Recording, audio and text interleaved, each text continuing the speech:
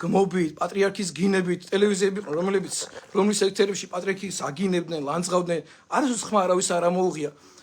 იმ კუბოსთან დაკავშირებით რო იძახიან მე წარმოიდგინე პირდაპირ წერია იმ საიტზე, თუნდაც მაგ კუბოზე ზოგიერთი მღვდელი რო ამართებს და რაღაც რო ლაპარაკობს, პირდაპირ წერია იმ საიტზე რომ ეს კუბო ის ჩინური არის იესო ქრისტეს გამოსახულებით. იესო ქრისტეს გამოსახულებით. აქ იმაზე კი არა რომ ზოგიერთი მღვდელი რო ყვა ხატი ნაკურთხი უნდა იყოს და რაღაცა. აქ შეგნებული დამოკიდებულება იყო. მე არ მინდა დაუჯერო შეგნებულად გააკეთეს მათ, მაგრამ მე როცა აღვნიშნებ თქვენ რომ თუ ადამიანებმა ეს შეგნებულად გააკეთეს და ეს არის მტრობა. აი სხვა კი არაფერი არ იყო. იმ ჩემი ცოლის დაქალებში მღვდელი რო იყო, ბავშვო ხატი დაახევინეს ფილმში რო იყო იმ სერიალში. რატომ იყო ადამიანებს მიაჩვენ ამ ხატის დახევა, წმინდა ხატებზე ვიღაცების სურათების გამოხატვა.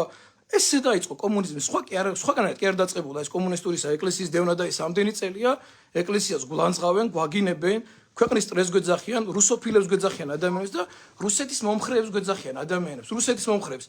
ერთადერთი ვინც თურმე წინააღმდეგი იყო რუსეთის ეკლესიის ან რუსეთის პოლიტიკის, მე ვიყავი ყოველთვის. რა შეიძლება რუსოფილები ხართ თქვენ, ვინც ამას მეუბნებით და რუსული ნარატივები გაქვთ თქვენ, ვინც ამას ლაპარაკობთ. ესა